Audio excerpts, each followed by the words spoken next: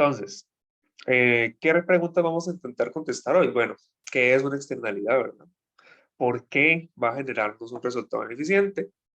Lo cual, como ya les dije, va a abrir un espacio para la política pública en la medida en la que esa política pública pueda llevarnos a un resultado más eficiente que el del mercado. ¿Y por qué, verdad?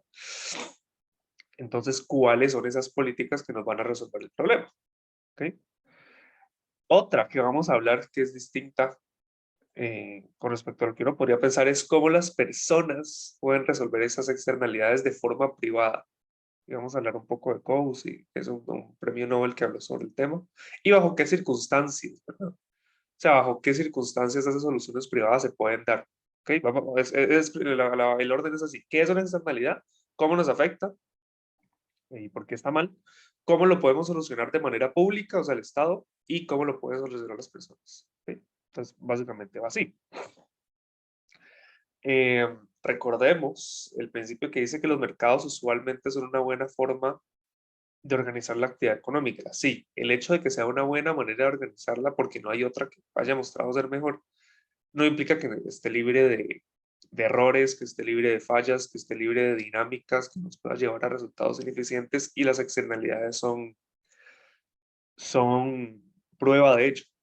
¿Sí? Entonces, hagamos nuestra primera definición del día. ¿Qué es una externalidad? ¿Ok? Primero, es una falla del mercado. ¿Ok? Ok, ahora, ¿qué es una externalidad en sí mismo? Es el impacto, y esto es muy importante, no compensado, eso es lo principal que vamos a tratar de arreglar, el impacto no compensado de la acción de una persona sobre el bienestar de una tercera. ¿Ok? Estas pueden ser, no necesariamente son negativas, pero también las positivas nos van a llevar a resultados eficientes, ya vamos a verlo. Pero es eso, o sea, es yo hago algo y sin pagarle a otra persona que no tiene nada que ver, la afecto. ¿Ok? Joel, decime.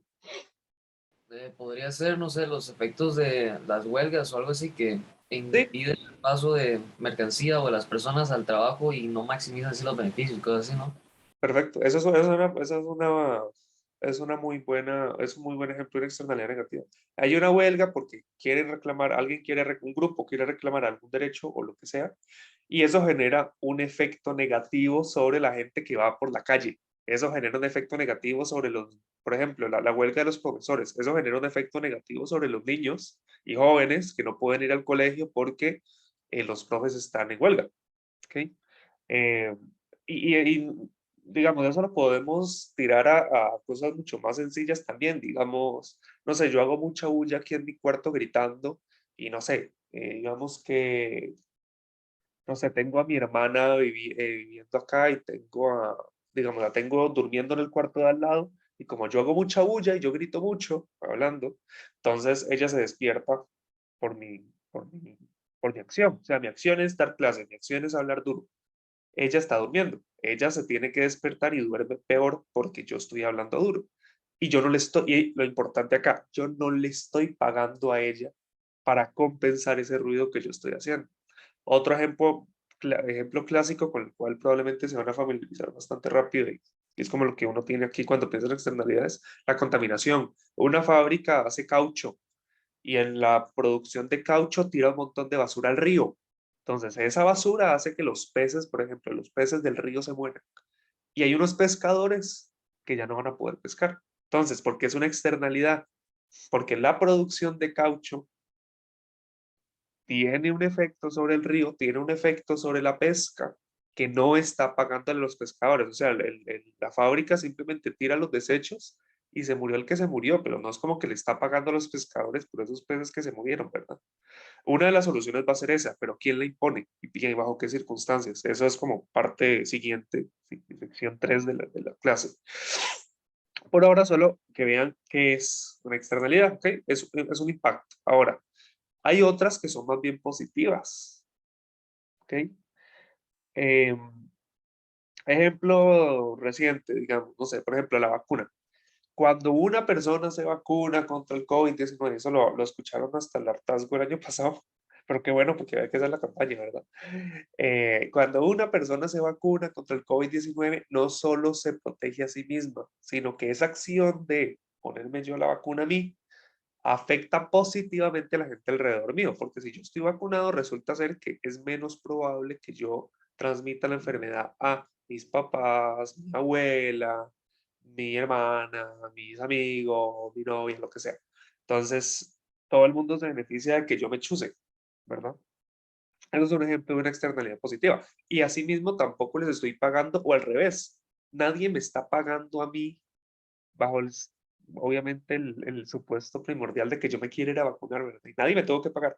Nadie me está pagando a mí por ese beneficio que yo le doy a la sociedad. O sea, yo solo voy, me meto la vacuna y listo. Eh, Vamos a ver en parte por qué la vacuna buscar, por ejemplo, por qué los gobiernos buscaron, y tiene que ver con esto, por qué los gobiernos buscaron comprar en su mayoría las vacunas eh, y darlos a la gente sin que tuviera que pagar directamente por las vacunas. O sea, uno solo iba a la caja, tal vez, chúseme aquí, listo. No hubo que pagar nada. Bueno, eso tiene que ver con que es una externalidad positiva. Ahorita vemos cómo. Pero, pero a mí nadie me pagó para que yo me fuera a vacunar. Yo fui, saqué cita, lo que sea, y listo. Y yo estoy dándole un beneficio al resto de la sociedad. O otra clásica es la educación. O sea, la educación que uno recibe va mucho más allá del pago de una matrícula. Es decir, eh, uno va a la U, uno paga una matrícula, tiene ciertas clases, tiene cierta formación, digamos, y cuando uno sale, uno riega, digamos, ese beneficio del conocimiento que tiene uno sobre el resto de la sociedad, ¿verdad? Y esos efectos van mucho más o valen mucho más de lo que uno paga en una matrícula. Ok, entonces es un efecto que uno tiene sobre la sociedad, sobre terceras personas. eh, Como profesionales, bueno, a uno le paga, pero hay muchas de las cosas que uno hace con esa educación y con ese conocimiento que no pasan por un mercado, ¿ok? Y lo adquiere uno en la universidad. Entonces se habla de que la educación genera muchas externalidades positivas. Si una sociedad más educada genera efectos sobre la sociedad positivos que tienen más, que no tienen que ver con lo que se pagó, con el mercado por el cual pasa muchas veces la educación, como, no sé, baja de la criminalidad, aumento de la productividad, mayor crecimiento, mejor calidad de vida, etcétera. Y todo va mucho más allá del currículum que uno lleva cuando va a la universidad, por ejemplo, o al colegio. Entonces, son esos efectos que se tienen sobre otra gente y son efectos que no pasan por un mercado, que no pasan por un precio. En el caso de las externalidades negativas, uno no paga por hacer ese daño y en el caso de las positivas, a uno no le pagan por hacer ese bien. ¿Ok? Entonces, ¿qué es la cosa con las externalidades en el mercado? Bueno, que tanto los compradores como los vendedores, depende de quién está haciendo la acción, ¿verdad?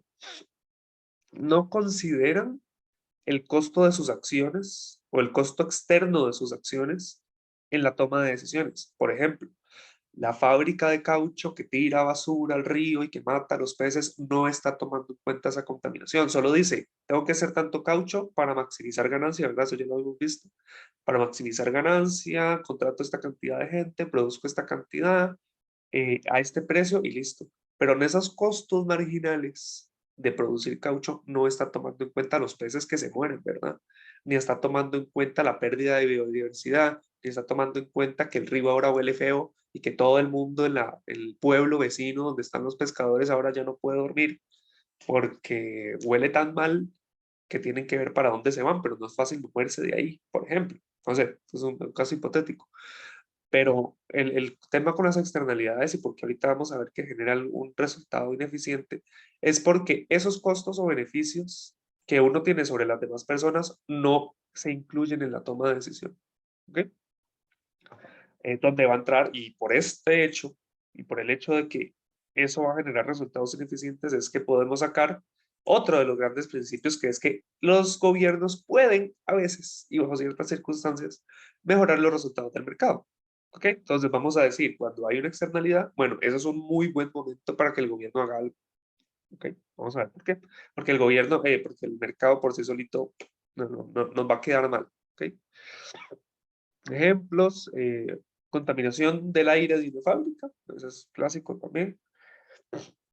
Los ladridos del perro de un vecino, porque nadie está pagándome por escuchar al perro todo el día ladrar y yo aquí fregado y no puedo dormir, no puedo estudiar y no puedo nada porque ya estoy harto del sonido del perro. Música hasta altas horas de la noche, ya que los vecinos vengan y se queje porque es que hay mucha bulla y lo que sea. Bueno, eso es una externalidad negativa de mi música, de mi fiesta sobre otra gente, a la que no le estoy pagando por compensar. Contaminación sónica, riesgo de salud por ser un fumador pasivo. O sea, yo no pagué por fumar, yo no quería fumar, pero como estoy rodeado de gente que sí fuma y que no toma en cuenta mi salud en sus decisiones, entonces yo me puedo enfermar. ¿Ok? Hablar por teléfono mientras se conduce. Esa es otra clásica también, porque yo afecto a la gente que está en el carro. Yo estoy manejando, pero tengo otras 3 personas que tengo que llevar a la casa y esa gente puede verse en un accidente y puede perder mucho si yo, por no tomar en cuenta su seguridad en mis decisiones, me pongo a hablar por teléfono y genero ese efecto negativo sobre esas personas. ¿Ok? Entonces, ya que vimos más o menos los ejemplos y qué es, con qué se puede relacionar, eh, todos pensemos cómo funciona. O sea, en nuestro modelito de oferta y demanda, cómo entra eso en juego y por qué nos genera un resultado ineficiente. ¿Ok? Entonces, recopilamos el modelo estándar, digamos. Hay una oferta, ¿verdad? Que es lineal, que nos dice a tal precio cuánto están los productores dispuestos a ofrecer. Y hay una demanda que nos habla de la disposición a pagar de las personas que consumen los diferentes bienes, ¿sí? Entonces, entre más bajo sea el precio, más personas están dispuestas a comprarlo. Entre más alto sea el precio, más personas están dispuestas a ofrecerlo.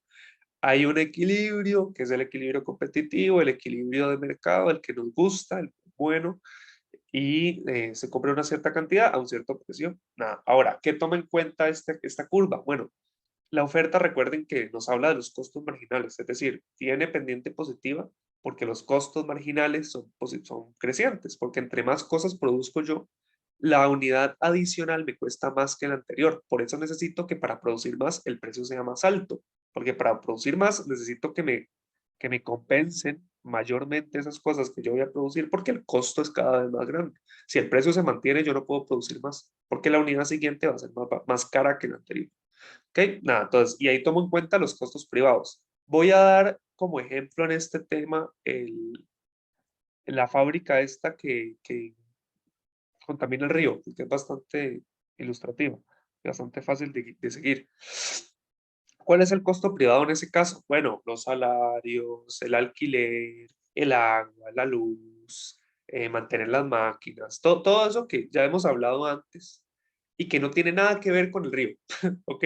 Entonces, ese es el costo privado, eso es lo que la hoja de contabilidad van a tener en la empresa de caucho. Entonces, hoy pagué tantos salarios, pagué tanto en, no sé, gente que miscelánea, o sea, pagué tanto en arreglo de máquinas, pagué tanto en el técnico que tenía que venir a arreglarme la máquina. Pagué tanto en agua, pagué tanto en luz. Todos son costos privados y que me muestran esta curva de costo marginal, ¿verdad? O sea, es el costo de producir para mí, ¿verdad? ¿Cuánto me cuesta producir? Eso de yo estoy con esto, con esta producción de caucho, costándole el trabajo y buena parte de su vida a los pescadores del pueblo de acá, eso a mí no me importa. O sea, a mí nadie me está haciendo, ni siquiera veo yo el río, ni siquiera paso yo por ahí, no sé qué está pasando. Entonces, no les pago ni nada, o sea, yo ni siquiera me estoy dando cuenta, o sí me estoy dando cuenta de lo que pasa, pero simplemente como no me afecta directamente, entonces no hago nada. Entonces, nada, es esto, ¿verdad? Y la curva de demanda muestra el valor privado, o sea, la gente cuánto valora los bienes por los que quiere comprar. ¿Cuánto valora para sí los bienes? Sí, ahorita vamos a ver cómo las externalidades nos va a afectar esas valoraciones. Pero es, digamos, las personas cuando toman decisiones sobre cuánto valoran las cosas, bueno, esa es la disposición a pagar que van a tener, ¿verdad? Y eso nos va a decir cuánto van a querer comprar del bien según el precio. Entonces, nada, ese es el modelo estándar. Aquí no hay nada raro, aquí no hay nada nuevo. Bien, ¿verdad? ¿Qué es lo nuevo? Resulta ser, y pues empecemos con la externalidad negativa, resulta ser que además, por ejemplo, aquí en 20 galones, el costo marginal, producir ese segundo galón costó $2, ¿verdad? El costo marginal. Eso es lo que costaron los salarios, eso es lo que costó el lugar, el alquiler, el agua, la luz, lo que sea. Ahora, hay un costo externo. O sea, hay algo que yo no estoy tomando en cuenta, pero que no por no verlo, no esté pasando. y es que los pescadores están perdiendo dinero, o sea, están perdiendo muchas cosas, pero están, en términos económicos, están perdiendo dinero derivado de que los peces se les mueren, ¿sí? O sea, ustedes tiran estos 20 toneladas, o producen esas 20 toneladas de caucho, pues voy a seguir con el ejemplo del caucho, esas 20 toneladas de caucho y van a generar una cantidad de contaminación que va a hacer que los pescadores, o que por cada tonelada, por ejemplo, los pescadores pierdan en promedio $1. Vean que pasa de 2 a 3. O sea, me mueve la curva hacia arriba. ¿Por qué? Porque yo estoy sumando al costo marginal, estoy sumando al costo privado, estoy sumando lo que le cuesta a otra gente. O sea, yo no lo estoy pagando, pero eso no significa que no esté pasando. ¿Ok? Digamos que en promedio cada pez se vendía en $1 y con 20 toneladas yo mato 20 peces. Entonces, en promedio, cada tonelada le cuesta a la sociedad. A veces, obviamente, a veces es más difícil estimar esto que otras veces, ¿verdad? Como cuánto cuesta la contaminación. Bueno, esto es una estimación que habría que hacer. No siempre es tan precisa, pero digamos que sabemos cuánto cuesta la contaminación. Sabemos que la contaminación por cada tonelada le cuesta a los pescadores $1. Bueno, en general y más allá de cuánto se levanta la curva, la cosa es que el costo aumenta, ¿verdad? Porque una parte del costo es el costo para nosotros, el costo privado, y otra parte es el costo que tiene para otra gente. Y eso yo no lo tomo en cuenta, pero ahí está. O sea, si yo tomara en cuenta, si yo dijera, si yo me sentara y dijera, por cada tonelada que yo produzca, le quito $1 a los pescadores, porque no pueden comprar, no pueden vender cada uno un pez. eh, bueno, eso es un costo. O sea, cada tonelada que yo produzca, subo $1 el costo, porque es un costo social, ¿verdad? Es un costo externo, es algo que le genera a otra gente. Y si yo lo tomara en cuenta, mi curva de oferta no se vería como la azul, ¿verdad? Se vería como la verde, porque no solo estoy tomando lo que me cuesta a mí, sino lo que le cuesta a la otra gente. Y esa diferencia, ¿verdad? Entre el costo para mí, privado, y el costo para la sociedad, para todo el mundo, que me incluye a mí y también a los pescadores, es esta línea morada. O sea, es el costo externo, es lo que le cuesta a los pescadores. ¿Ok? Entonces, ¿qué hace la externalidad negativa? La externalidad negativa implica que para producir caucho hay un costo privado y hay un costo para los pescadores. Yo, por mi parte, solo tomo en cuenta el costo privado. Por tanto, yo para tomar decisiones uso esta línea azul para tomar mi decisión, ¿verdad? Esa es mi curva de oferta. Si yo fuera una persona más considerada, estaría usando la curva verde, con lo cual la curva de oferta no sería la azul, sería la verde, porque mis costos estarían representados por esa curva verde, pero no lo hago porque me da igual, porque me da la gana seguir tirando basura y nadie me dice nada. ¿Ok? Entonces, ¿qué pasa en el mercado? Bueno, resulta ser que como yo, con la demanda no pasa nada, o sea, la valoración que tiene la gente por caucho aquí no tiene nada que ver. Resulta ser que yo, al tomar en cuenta solamente mis costos privados, llego a este equilibrio, que es el equilibrio de mercado normal, que es el que ya hemos visto, $2,5 y se venden 25 galones. Pero vamos a decir, nueva definición, ese equilibrio no es que socialmente óptimo. ¿Por qué? Porque es un equilibrio que no toma en cuenta el bienestar de los pescadores, ¿ok? Si uno, volvemos a lo mismo, si uno tomara en cuenta el bienestar de los pescadores, la curva de oferta no sería la azul, sería la verde. Y si la curva de oferta fuera la verde, ¿cuánto debió haberse producido? ¿Ok? Debieron haberse producido 20 galones o 20 toneladas de caucho a un precio de 3. O sea, en verdad tuvimos que haber producido menos caucho, tuvimos que haber contaminado menos el río y tuvimos que haber cobrado más por ese caucho para compensar un poco por ese costo social, ¿verdad? Em, pero no lo hicimos. ¿Y por qué no lo hicimos? Porque nadie nos hace ver a nosotros que los pescadores están sufriendo por esa contaminación. Solo pasa y ya. En cambio, si hubiéramos tomado en cuenta ese costo externo, hubiéramos llegado a otro equilibrio. Entonces, ¿cuál es la conclusión acá? El mercado por sí solo llega a este equilibrio. O sea, produce más toneladas de caucho de lo que socialmente es óptimo. ¿Sí? ¿Por qué? Porque no está tomando en cuenta los pescadores. Si tomar en cuenta los pescadores, produce menos a un precio más grande. Entonces, otra conclusión que tenemos muy importante, en presencia de externalidades negativas, el mercado produce más cantidad de lo que es socialmente óptimo. sea, deberían producir 20, pero producimos 25 porque nos dan igual los pescadores. ¿Ok? Y ese es el resultado. ¿Ok? No estamos en el resultado eficiente. Y ojo al dato, eso es otra cosa muy importante. Estamos en un mercado perfectamente competitivo, pero la perfecta competitividad no nos garantiza llegar a un resultado óptimo. ¿Ok? En este caso, por muy perfectamente competitivo que sea el mercado, vean que estamos en un punto que no es óptimo. ¿Por qué? Porque a pesar de que hay perfecta competitividad, hay externalidades. Entonces, en presencia de externalidades, el mercado, por muy bien lubricado que esté y muy bien que funcione, ¿sí? Puede funcionar como un reloj suizo, pero hay una externalidad. El mercado no va a llegar a un resultado eficiente. Porque los incentivos no están puestos para llegar a ese resultado socialmente eficiente, sino a este otro. ¿Verdad? ¿Se entendió esta parte? ¿Alguien tiene alguna duda? Yo sé que es muy temprano, entonces a uno le cuesta obviamente más poner atención, pero, pero no sé si todo está bien. Si alguien tiene alguna duda especial que no quiere dejar pasar, todo va bien, todo se entiende, todo en orden, todo correcto. Ok, el silencio me dice a mí que sí, o que se durmieron, no sé, nada más, por lo temprano. Pero bueno, está bien, vamos bien entonces. El mercado no llega al resultado socialmente eficiente. Ok, entonces esa es la conclusión. Ok, esa es la conclusión. Em, la curva de oferta debería desplazarse un dólar hacia arriba porque ese es el efecto que tiene la producción sobre el resto de la gente. Y suponemos además, es un supuesto muy fuerte que podemos calcularlo. O sea, sabemos cuál es el costo de esa externalidad. A veces no es tan claro, como les dije. ¿Cuánto cuesta la contaminación? No siempre es tan fácil. Aquí uno dice, bueno, la contaminación hace que los peces se mueran y esos peces se hubieran podido vender en el mercado a tanto. Ah, ok. Entonces, el costo sobre los pescadores es ese precio del pescado que se murió que hubieran podido recibir. Es como el costo de oportunidad de matar el pescado. Ponele. ¿Ok?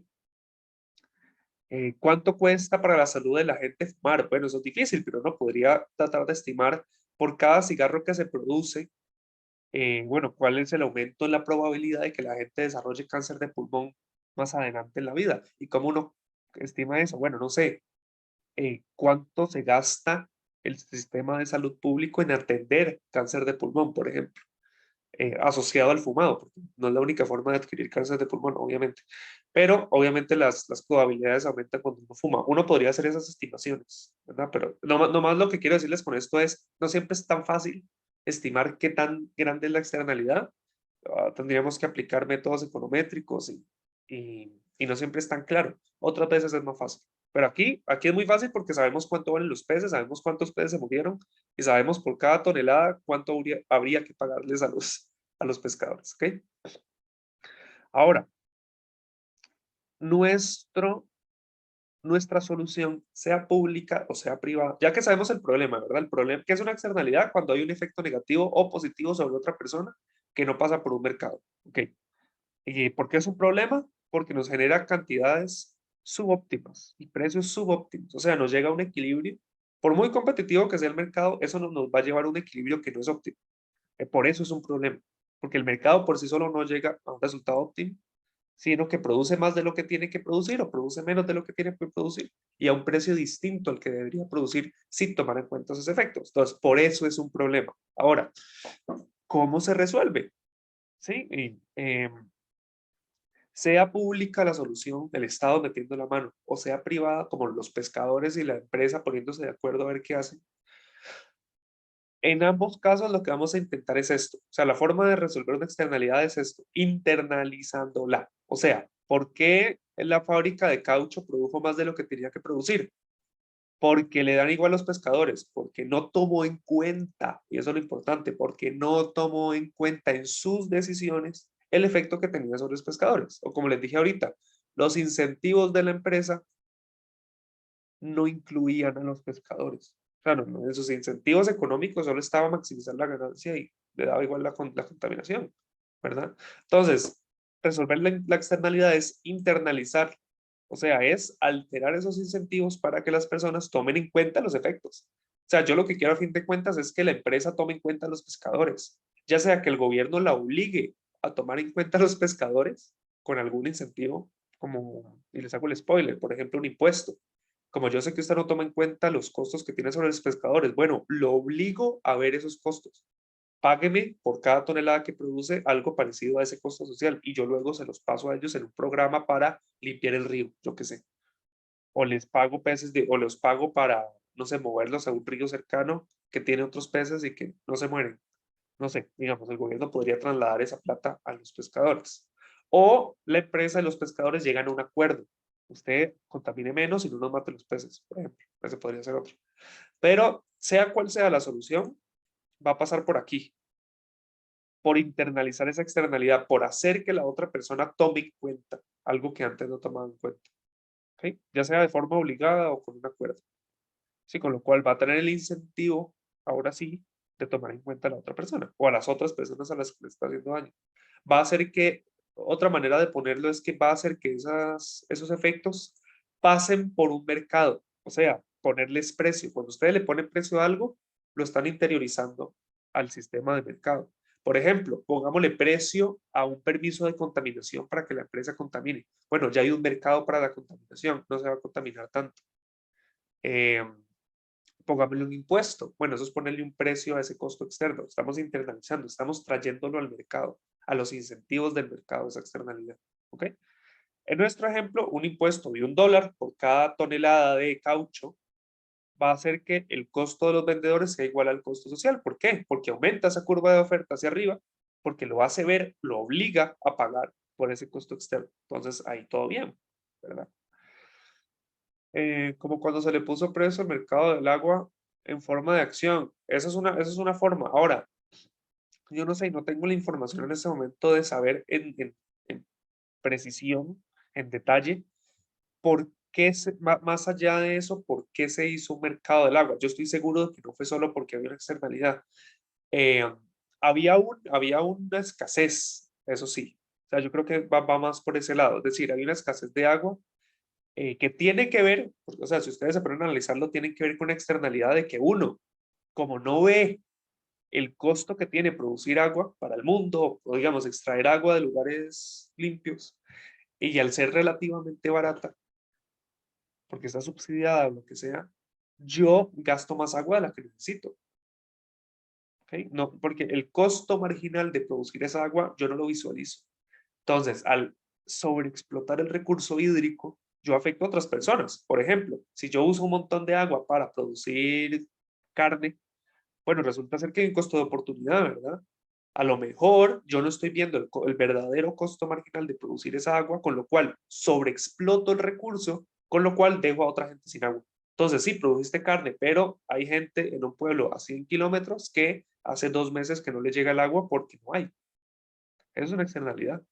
Entonces, se empieza a notar que en varias industrias está pasando eso, se está sobreexplotando, no está alcanzando para todo el mundo, entonces lo metemos en un mercado para que los incentivos estén alineados con eso, para que la gente deba tomar en cuenta esa sobreexplotación o el verdadero costo marginal del agua, o sea, como vea que el agua no es tan barata, el agua es muy importante y usted no puede simplemente gastarla así. Entonces la metemos en un mercado, la internalizamos, le ponemos un precio y así, cuando usted quiera comprar agua, va a tener que ver el precio de mercado.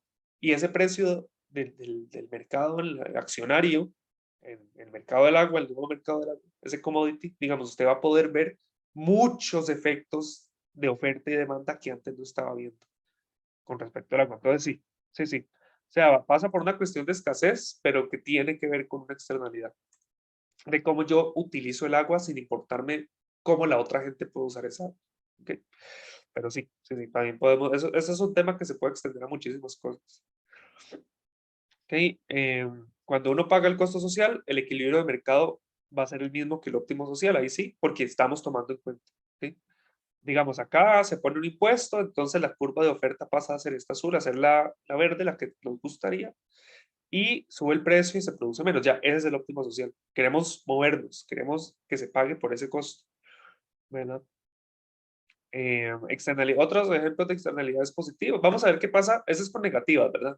Con negativas tenemos el resultado que es subóptimo y tenemos que hacer algo para internalizar ese costo y que la gente que está produciendo y que le da igual a otra gente y que no le importa contaminar o lo que sea, vea ese costo y lo tome en cuenta para tomar decisiones. Eso es lo que nos interesa.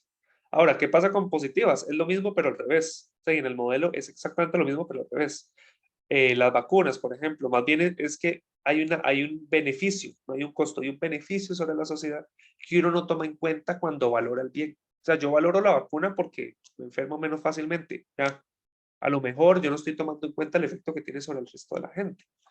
Otra, la educación. Otro, la investigación y desarrollo. Conocimientos. Más allá de la educación como tal, el conocimiento genera muchas externalidades positivas. Porque si ustedes me enseñan algo a mí, yo luego se lo enseño a otra gente. Y ustedes cuando me lo enseñaron a mí, la razón, el incentivo por el cual me lo enseñaron era para que yo supiera, o por algún interés que tuvieran en que yo supiera, pero luego yo, por mi decisión, voy y le cuento a otra gente y esa otra gente se beneficia también del chisme o de lo que sea. Entonces, eso genera una externalidad positiva, que la persona que contó el chisme o el, o el dato al inicio no tomó en cuenta cuando lo hizo, ni estaba dentro de sus incentivos, ¿ya?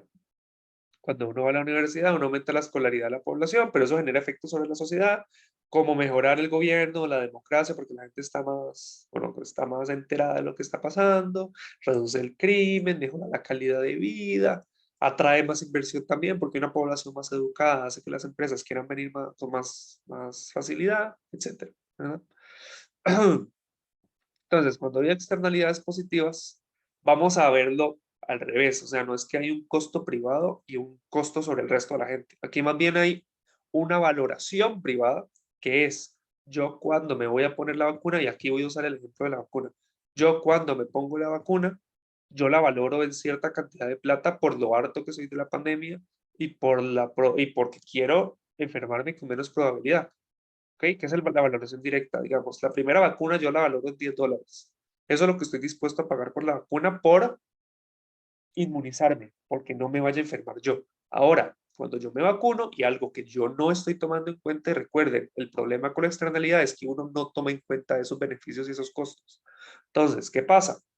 Yo tengo una valoración de la vacuna de $10, ¿sí? Por, digamos, la inmunización que me va a dar a mí, pero ponerme esa vacuna genera un beneficio externo. ¿Sí? Impacta positiva a la otra gente, positivamente a la otra gente. Por ejemplo, impacta positivamente en que mi abuela ya no va a tener tanto miedo de salir conmigo porque yo estoy vacunado. Va a tener un impacto positivo porque voy a poder ir a ver a mis papás, por ejemplo, más veces, porque ellos ya no van a tener miedo de que yo me contagie. Y efectivamente la probabilidad de contagio va a ser menor. Va a tener un efecto positivo sobre la gente que me rodea. Cuando yo vaya al súper, cuando yo me vaya de fiesta, cuando yo lo que sea, va a ser menos probable que la gente se contamine y eso es un beneficio, solo que yo no estoy tomando en cuenta ese beneficio sobre el resto de la gente. Yo solo estoy tomando en cuenta el beneficio sobre mí. ¿Ok? Entonces, va a pasar, y vamos a pasar de una vez al gráfico. Digamos que está, bueno, estamos con vacuna, bueno, estamos con la vacuna contra el COVID. Entonces, hay una oferta que nos representa que los costos privados, que en este caso es lo mismo que el costo social porque no hay un costo externo, o sea, aquí el producir la vacuna, todo bien. Estamos asumiendo, ¿verdad? Yo sé que puede generar alguna externalidad la producción de una vacuna, pero asumamos que no, asumamos que todo bien con eso. Hay un costo marginal, hay una curva de oferta que nos dice a tal precio cuánto están las productoras de vacuna dispuestas a ofrecer en el mercado y hay una demanda, que la demanda que me muestra el beneficio privado, ¿verdad? Es decir, la primera vacuna yo la valoro en $40 porque eso es en lo que valoro yo mi propia inmunización. No estoy tomando en cuenta el beneficio sobre la otra gente, ¿verdad? O todavía no. Entonces, ¿cómo se ve ese beneficio? Bueno, igual que con la externalidad negativa, solo que se le aplicamos a la demanda. Ustedes valoran la vacuna en $40, pero resulta ser que la otra gente también valora ese beneficio. Sí, digamos que si le preguntamos a la gente, ¿usted cuánto estaría dispuesto a pagar para que Juan Miguel se vacune, que usted pueda estar más tranquila saliendo con él? Bueno, resulta ser que dice, "Vea, yo pagaría $1, yo pagaría 2, yo pagaría 3". Y ustedes suman eso y les da que son $10, ponele. ¿Ok? Entonces, lo que valora mi familia, póngale así, lo que valora mi familia, mis amigos y la gente que yo veo normalmente, que yo me vacune, son $10. Ahora, esa es una valoración que existe, es una valoración que está, pero yo cuando me voy a poner la vacuna, que soy al final la persona que decide ponerse una vacuna, y estamos asumiendo que no es obligatorio ni nada, ¿verdad? Yo la valoro en 40. ¿Ok? Ok, entonces, bueno, y les hago el spoiler. Una de las razones para hacer la vacuna obligatoria es justamente la externalidad positiva. Es decir, la decisión de no vacunarse va más allá de usted. Es una cuestión de responsabilidad social. Probablemente escucharon ese término el año pasado y bastante. Porque no vacunarme no solo me afecta a mí, sí, como déjenme decidir qué camisa ponerme, sí, está bien, porque eso solo afecta a usted, pero no ponerse la vacuna no lo afecta solo a usted, es una cuestión de salud pública, porque si usted va por la vida sin vacunarse, se enferma y sale y contagia a otra gente, y otra gente se puede morir. Entonces, no, o sea, la decisión no pasa por usted solamente, la decisión afecta a mucha gente que no tiene que ver con usted. Y por eso lo obligamos a vacunarse. Es como la idea detrás, o sea, es una externalidad negativa. Eh, no vacunarse, así como vacunarse genera externalidades positivas, la decisión de no vacunarse genera una externalidad negativa, porque contagia el resto de la gente más fácil. Entonces, tenemos la valoración privada, que es cuánto valoro yo o la gente en general eh, por ponerse la vacuna, inmunizarse, y hay un beneficio externo, que es cuánto beneficiamos a la sociedad poniéndonos esa vacuna, y que es un beneficio que, como ya saben, no estamos tomando en cuenta. Yo no le pregunté a la gente ni me importa cuánto valora mi mamá que yo me vacune. Ahora, en la realidad, obviamente uno normalmente piensa así, pero aquí asumamos que no. Con la vacuna normalmente uno piensa en la otra gente, pero con otras cosas tal vez no tanto. La cosa es que uno no toma en cuenta eso. Sí, uno no toma en cuenta o no toma en cuenta todos los beneficios que genera sobre el resto de la gente que uno se vacune. Entonces, esa valoración no va a estar no va a estar representada por la curva de demanda, porque la curva de demanda solo representa la valoración a pagar mía, la privada, y no toma en cuenta el beneficio que genera sobre el resto. Entonces, vamos otra vez con el cuento. Si ustedes tomaran en cuenta cuando se van a vacunar, no solo la inmunización que le da a ustedes, sino el beneficio que genera sobre sus familiares y la gente que está cerca de ustedes, deberíamos tener una valoración más alta, porque no solo valoro lo que me ayuda a mí, sino que valoro también lo que ayuda a los demás. Entonces estaría dispuesto a pagar más. Pero como no lo tomo en cuenta, estamos en el azul, ¿verdad? Si lo tomaran en cuenta, tendríamos una demanda como la verde, ¿ok? Que es lo mismo que la valoración privada más $10 por cada vacuna, digamos. Para hacer esto, habría que saber cuánto valora la sociedad ese beneficio. No siempre es tan fácil. Aquí estamos asumiendo que lo sabemos. Eh, ¿Ok? Entonces, ¿cuál es el problema acá? Es al revés que el otro. El problema aquí es que el equilibrio social produce más vacunas que el equilibrio privado. O sea, uno querría que se produjeran más vacunas, pero se producen menos. ¿Y por qué se producen menos? Porque la gente cuando se va a vacunar no toma en cuenta el beneficio sobre la sociedad. Con lo cual, la sociedad produce menos vacunas de lo que debería. Entonces, regla sencilla con respecto a las externalidades. ¿Cuál es el problema? Que las externalidades negativas, cuando hay externalidades negativas, se produce más de lo que deberíamos. Y cuando hay una externalidad positiva, que se produce menos de lo que deberíamos. O sea, no llegamos al óptimo, ese es el tema. Y queremos llegar al óptimo. ¿Ok? Entonces, cuando la externalidad es negativa, la cantidad de mercado es mayor que la deseable. Y cuando es positiva, la cantidad de mercado es menor que la deseable. ¿Ok? Por lo cual necesitamos internalizar esa externalidad. Yo es decir, Entonces las externalidades positivas afectan solamente a la demanda y las negativas a la oferta. sí, normalmente. Ujú. Normalmente va a ser así. Puede ser, bueno, de hecho, digamos, podría ser, por ejemplo, acá en la de la negativa. No las vamos a estudiar casi, pero hay externalidades que vienen no de la producción, como la producción de caucho, sino que vienen del consumo, como, como el cigarro, no sé, como yo genero la externalidad fumando, no produciendo el cigarro, sino fumando, consumiéndolo.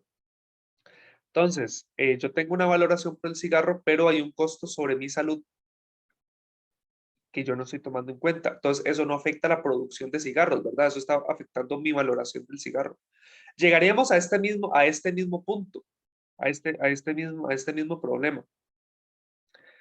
Eh, Solo que, o sea, llegaríamos al mismo problema de que se produce más de lo que se debería, pero no aumentando la oferta, ¿sí? Sino desplazando más bien la demanda. O sea, el problema sería exactamente el mismo, exactamente el mismo. Pero, pero, pero, pero, pero, pero, pero sí, o sea, normalmente cuando hablamos de externalidades vamos a ver que lo que se mueve es la curva de oferta porque es una externalidad que se genera en la producción. Pero, por ejemplo, en el cigarro dice, uno valora el cigarro en $5 por la tranquilidad que me da, no sé. Pero hay que bajarle un poco esa valoración. O sea, si yo tomara en cuenta el efecto que tiene sobre mi salud, a lo mejor yo valoraría menos los cigarros, ¿verdad? Porque aumenta la probabilidad de que me dé cáncer de pulmón. Entonces, yo movería la demanda hacia abajo, $1 también, igual, $1, lo mismo. Bueno, este es otro ejemplo, podrían ser $2 o 3, o lo que sea. Pero la cosa es que bajamos la demanda, con lo cual el equilibrio tendría que estar más acá, ¿verdad? El equilibrio tendría que estar más a la izquierda, ¿ok? Eh, y el precio sería en ese caso menor. Claro, tendríamos que poner algún impuesto o algo al consumo o lo que sea, de manera tal que se produzca esa cantidad menor, ¿verdad?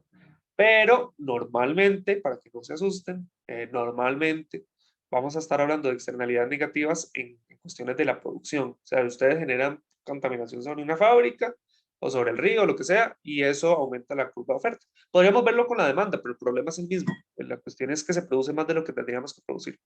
Y en la externalidad positiva, esa es aún más común que se vea a partir de la demanda porque es un beneficio sobre la sociedad. Entonces, sí, ahí es la demanda. Podría ser que la producción genere alguna externalidad positiva, en cuyo caso tendríamos costos sociales, un beneficio social que compensa un poco los costos marginales y moveríamos la curva de oferta hacia la derecha, con lo cual en el óptimo social se produce más de lo que en verdad se produce. Pero normalmente lo vamos a ver así, positivas por la oferta, positivas por la demanda y negativas por la oferta, es como lo más común. Si es por el otro lado, pues funciona igual. O sea, la cosa es que producimos más de lo que tenemos que producir en externalidad, en presencia, externalidades negativas y producimos menos de lo que tenemos que producir en presencia, externalidades positivas. Ese es el problema acá. ¿Ok? Entonces, ¿qué hacemos cuando hay una externalidad negativa? Bueno, podemos meter impuestos, por ejemplo. Como les dije ahorita, si usted contamina el río, bueno, lo obligo a tomar en cuenta ese costo, lo obligo a pagar $1 por cada tonelada. O en el caso de las positivas, ¿cómo hacemos para mover esta curva de valoración hacia, esta curva de demanda hacia la derecha? ¿Cómo? Y la pregunta es, ¿cómo incentivamos a la gente a que se vacune más?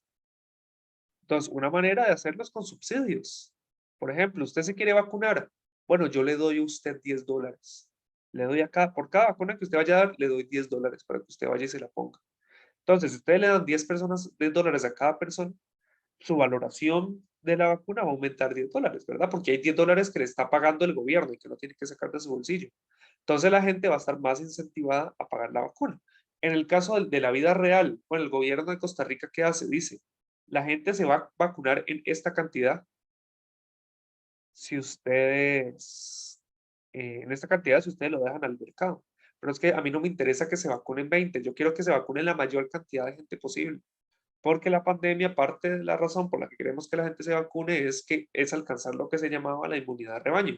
Muy discutida hoy porque pues, aún con un 80-90 igual vino Omicron y la tasa de crecimiento de los casos diarios fue exponencial. Entonces no era tan así por las mutaciones. Pero sí queremos que la gente esté lo más protegida posible. Entonces, ¿qué hace el gobierno en este caso? Paga las vacunas.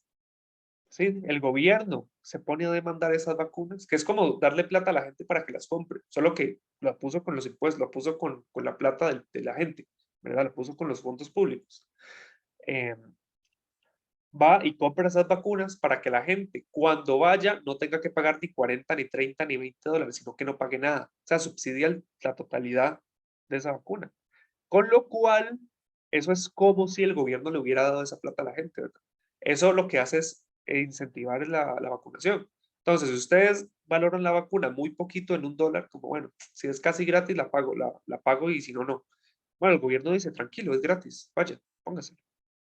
Ya. Entonces uno va y se la pone. Entonces, hay mucha gente que si el precio fuera $20, no se lo hubiera puesto. Pero el gobierno, bien, que este no es el ejemplo del gobierno, pero la cosa es que el gobierno subsidia, ¿sí? Le da plata a la gente para que la pague. Y ahora, el precio, en el caso de las vacunas, noten que el precio en este caso, o sea, en este caso en especial, el gobierno le dio $10 a cada persona, ¿verdad? Entonces, noten que el precio final es más alto. O sea, no se pagan 20, sino se pagan 25. ¿Cuál es la cosa?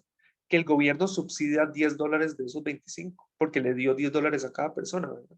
Entonces, el gobierno pagó $10 y a la gente le salió más barato, ¿verdad? En el equilibrio de mercado se vendían 20 en $20. La gente pagaba $20. Pero ahora se producen 25, el precio es 25, pero recuerden que de esos 25 hay $10 que el gobierno le dio a la gente para incentivar el consumo. Entonces la gente no pagó 25, ¿pagó qué? 15. Entonces se produjo más y para la gente fue más barato. El gobierno puso parte de ese mayor precio. Entonces todo bien, a la gente le sale más barato y lo consume más. Y eso es lo que queremos. En el caso de las vacunas, no fue que le salió más barato, es que no tuvo que ir a pagarlas, solo va y se las pone. Tiene que, eso sí, la gente tiene que pasar por el costo de irse a vacunar. No sé si ustedes se acuerdan. Por ejemplo, nosotros que somos relativamente jóvenes, a nosotros nos tocó tarde ponernos la vacuna el año pasado. A mí me la pusieron en julio, que fue cuando vino ese paquete grande de Estados Unidos, las 500,000, que ahí sí empezó la vacunación masiva que me la puse como en julio. Y las filas en esa semana, en esas 2 o 3 semanas, fueron muy grandes. Probablemente a ustedes también les tocó en los vacunatorios. Eh, y había que ir muy temprano para irse a vacunar. Entonces, hay gente, no sé si se acuerdan, en San José haciendo filas como de 4 horas para vacunarse. Bueno, el gobierno pagó esas vacunas, pero uno tiene que poner el costo de hacer esas filas y pasar al sol o a la lluvia para ponerse esas vacunas, el tiempo de ir, el transporte público, si llegaron en taxi, si llegaron en bus, lo que sea.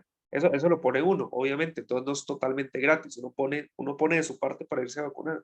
Y además luego de la vacuna, depende de la gente, hay gente a la que le da más duro, hay gente a la que no le da tan duro, depende de la vacuna también, que les enfermaban, que les dolía la cabeza, a mí solo me dolía el brazo el otro día y ya, no me dio fiebre ni nada, pero a mucha otra gente sí, la tumbó en la cama. 2 días, tengo amigos que les pasó eso. Eso es un costo también, o sea, no es monetario, pero uno pone ese costo cuando se va a vacunar. Bueno, yo sé que luego de hoy, mañana me va a doler el brazo, tal vez algo más, y eso lo pongo yo, pero el gobierno al menos no me va a hacer pagar por la. ¿Para qué? Para que más gente se vacune. Esa es la idea, esa es la idea. ¿Ok? Entonces, si tenemos una externalidad negativa, bueno, pongan impuestos o hagan algo, o prohíban contaminar el río, lo que sea, para obligar a las empresas a tomar en cuenta esa externalidad. Y en el caso de las positivas, bueno, busque la manera de subsidiarlo, busque la manera de que, de que la gente lo consuma más. ¿Ok? Entonces, para solucionar esas externalidades vamos a tener 2 enfoques. El enfoque, llamémosle público, ¿verdad? O comando y control. A ver, perdón, no, los iba a enredar. Perdón, hay 2 formas de solucionar las externalidades. La forma pública, que es el gobierno metiendo mano, y la forma privada, ¿verdad? Que es la gente poniéndose de acuerdo. ¿Ok? Entonces ya pasamos a esta sección, cambiamos de sección, pasamos a la sección de eh, cómo solucionamos la externalidad. Ya sabemos qué son, ya sabemos qué problemas generan, ya sabemos formas en las que podríamos, como el impuesto o el subsidio, podríamos arreglarlas. Bueno, ¿cómo proponemos, cómo ejercemos, cómo ejecutamos esas soluciones a las externalidades? Bueno, hay 2 formas. Forma pública, el gobierno metiendo mano, forma privada, la gente tomando, o sea, poniéndose de acuerdo para contaminar menos o lo que sea. Ahora, en la forma pública hay 2 enfoques. ¿Okay? Vamos a llamarle la política de comando y control, que es prohibirlo, o sea, es controlar la producción para que no se contamine tanto el río. ¿Ok? Regulamos el comportamiento directamente. Usted no puede contaminar tanto. Usted no puede fumar en lugares públicos. Esa es otra. O sea, dado que fumar cigarro genera una externalidad sobre la otra gente, usted no puede fumar en lugares públicos. Usted no puede manejar después de haber tomado tanto alcohol. Usted no puede. eh, bueno, aquí requisitos para que las empresas adopten una tecnología para reducir emisiones. Usted no puede contaminar lo que usted le dé la gana. Usted tiene que poner esta tecnología nueva para contaminar menos. Usted tiene que pagarle a los pescadores, usted tiene que, ¿verdad? Vamos a regular el comportamiento. Usted no va a contaminar porque yo le digo que no va a contaminar. Y la otra es una política basada en el mercado, ¿verdad? Que no es directamente obligar a la gente a no contaminar o a no manejar borracha o a no fumar en lugares públicos. Y la otra es dar incentivos para que la gente por sí misma deje de fumar o manejar borracha o contaminar. ¿Ok? damos incentivos económicos para que las personas que contaminen o lo que sea, decidan privadamente escoger esas soluciones al problema. Por ejemplo, los impuestos. ¿Por qué es una solución de mercado y no control? Bueno, porque es que el impuesto, en verdad, lo que está haciendo es aumentar el costo de las empresas. ¿Para qué?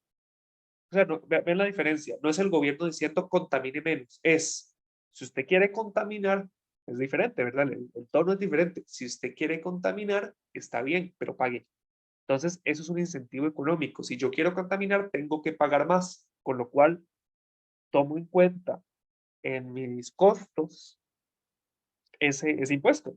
Entonces, ese incentivo me va a hacer a mí al final, como mis costos son mayores, producir menos. Pero no es que el gobierno me obligó a contaminar menos. Si yo hubiera querido pagar ese impuesto, bueno, yo contamino lo mismo y el gobierno no me va a decir que no, pero tengo que pagar. Entonces, esa es la diferencia. O sea, en el control el gobierno dice, no, usted no puede contaminar, listo, se acabó. Aquí dice, bueno, está bien, si usted contamina bien, pero págueme, pero tome en cuenta esa externalidad en sus costos. ¿Ya? Otra forma es, por ejemplo, un permiso de contaminación. ¿Usted quiere contaminar? Bueno, le doy tantos permisos de contaminar, no sé, para contaminar 20 toneladas. Y usted paga por ese permiso de contaminar. Si usted quiere más, bueno, hay un mercado de permisos de contaminar. Entonces vaya y vea a quién se lo compra. ¿Sí? Entonces lo deja al mercado, lo deja que las personas tengan incentivos para. ¿Ok? ¿Usted quiere fumar en lugares públicos? Está bien, pague un impuesto por fumar. Podría ser, ¿verdad? Entonces, esas son formas. De estos impuestos, cuando uno pone impuestos a una acción que tiene una externalidad negativa, eso tiene un nombre, le llamamos impuestos correctivos. ¿Ok? Es un impuesto diseñado para inducir a estos tomadores de decisión privados tomar en cuenta el costo social. ¿Ok? Eso es un impuesto, solo que es especial en el sentido de que es un impuesto para solucionar una externalidad. Otra forma de llamarlo es llamarle impuesto piguviano. ¿Por qué? Porque eso lo propuso Arthur Pigou, que es un economista que ustedes van a ver bastante en esta carrera porque tuvo varias contribuciones a la disciplina. Y una de esas es el impuesto piguviano. O sea, es un impuesto que corrige la externalidad. ¿Ok? Cuando uno mete un impuesto correctivo que es ideal, que sabe, o sea, que cobra exactamente el costo social, pues nada, vamos a generar un equilibrio perfectamente óptimo, ¿verdad? Y para las actividades positivas, bueno, en vez de ponerle impuesto a la gente para que pague por la contaminación o lo que sea, le pagamos, le damos un subsidio para que consuma más. ¿Ok? Entonces, una forma es eso de los impuestos, impuestos correctivos, subsidios, ya hemos hablado bastante de eso. Eso nos va a mover a una asignación más eficiente, ¿verdad? Eh, Ahora, hay que tomar en cuenta algo cuando uno va a poner una política pública de mitigación de la contaminación. Bueno, digamos que la contaminación es bastante clara en esto. Eh, Resulta ser que hay una diferencia importante, hay otra diferencia importante entre el enfoque de control y el enfoque de incentivos. ¿Ok? Y es el siguiente, resulta ser que las empresas tienen diferentes costos para mitigar, es decir, vamos a ponerle impuestos a la industria de caucho, ¿verdad? A la industria de caucho para que contamine menos sus ríos, porque por alguna razón en mi mente, en mi imaginación, todas esas fábricas de caucho están cerca de algún río y todas matan peces, ¿ok? Dejémoslo así. Entonces, ¿cuál es el tema? Hay 20 empresas que producen caucho y le vamos a poner un impuesto a todas ellas o las vamos a obligar a todas ellas a contaminar menos. Entonces, ¿cuál es un problema que se nos va a generar o una situación o una característica? Resulta ser que esas 20 empresas de caucho van a tener diferentes costos de mitigación. O sea, no a todas les cuesta lo mismo dejar de contaminar. No para todas va a costar lo mismo la tecnología para contaminar menos. O les va a costar menos, digamos, reducir la producción para contaminar menos. O sea, hay costos, la cosa es que hay costos de mitigación distintos. No, hay empresas para las que les es más fácil solo contaminar menos. Hay otras a las que les cuesta más en términos de producto, en términos de producción, en términos eh, de la facilidad que tienen para instalar equipo o tecnológico para quitar esa contaminación. Y eso hay que tomarlo en cuenta. ¿Por qué? Porque resulta ser que si uno pone un impuesto, por ejemplo, como es un incentivo, las empresas todas dicen, bueno, si yo quiero producir 1 tonelada más, tengo que pagar $1 de impuesto, ¿verdad? Entonces, ¿qué es la cosa con el impuesto? Que como es un mecanismo de mercado, entonces, ¿qué van a hacer las empresas? Van a comparar el dólar de impuesto con qué. ¿Alguien tiene la idea de con qué van a comparar ese dólar? O sea, yo tengo dos opciones. O pago ese dólar, o sea, produzco la tonelada y pago ese dólar de impuesto, ¿o qué? No es una pregunta fácil, sino igual se las digo, pero denle vuelta unos 10 segundos. Dado que es de mercado, ¿verdad? Yo tengo dos opciones, o produzco esa tonelada y pago el dólar de impuesto que tomo en cuenta, o hay otra cosa que puedo hacer, que es con lo que voy a comparar ese dólar. Con el ingreso marginal. Ahora sí, sí, en equilibrio uno con costa marginal con ingreso marginal. Pero acá, en el caso específico de la contaminación, yo puedo producir la tonelada y pagar el impuesto, ¿o qué hago? No producirlo. O no la produce, ok, no la produce y qué. O sea, ¿cuál No, es el costo en el que incurre uno cuando no la produce? no Así. tiene el ingreso marginal. Bueno, Es- esa podría ser también uno diría eso, pero más directamente en relación con la contaminación, uno o produce la tonelada y paga el impuesto, o qué, o deja de producirla e incurre en el costo de mitigación. Es decir, estamos asumiendo, y eso es algo que no hemos asumido antes, es distinto. Estamos asumiendo que para dejar de contaminar, para producir menos, hay que incurrir en un costo. ¿Ok? Hay que incurrir en un costo que vamos a llamar el costo de mitigación. O sea, si ustedes quieren pasar de producir 30 toneladas a 20, no solo dejan de producirlas, no, hay un costo de mitigar esa contaminación. ¿Ok? Y si ustedes no incurren en ese costo, igual van a contaminar lo mismo. Entonces, borraron con el codo lo que hicieron con la mano. ¿Ok? Entonces, tomen en cuenta eso, o sea, agreguen ese supuesto. Las empresas, cuando van a producir menos, tienen que incurrir en un costo de mitigación. Entonces, ¿qué van a comparar? El impuesto que tienen que pagar por producir la tonelada con el costo de mitigación. ¿Ok? O pago el impuesto o reduzco mi producción y pago ese costo. ¿Ok? Entonces, ¿cuál es el tema con el impuesto? Que las empresas, como tienen distintos costos de mitigación, van a hacer esa comparación, con la cual hay unas que van a contaminar menos, hay otras que van a contaminar más, porque hay empresas cuyo costo de mitigación va a ser muy alto. Hay empresas que van a ver ese impuesto y van a decir, no, ese impuesto, o sea, prefiero pagar el impuesto que mitigar la contaminación porque me sale muy caro mitigarla. Hay otras a las que les va a ser más fácil. Entonces el impuesto deja ese espacio. Eso es lo que les quiero decir. El impuesto deja ese espacio para que las empresas que tienen mayor costo de reducir contaminación contaminen un poco más y las empresas que tienen más facilidad para dejar de contaminar contaminen menos. ¿Ok? Porque es un impuesto, o sea, no le están diciendo deje de contaminar, es tome en cuenta el costo y vea usted hasta qué punto le conviene dejar de contaminar, ¿ok? De la manera más eficiente, ¿ok? Entonces el impuesto lo que va a buscar es este resultado eficiente, que las empresas con costos más bajos de mitigación sean las que más reduzcan la contaminación, ¿ok? Para que sea más eficiente. ¿Ok? Entonces un impuesto a la contaminación en ese sentido va a ser eficiente.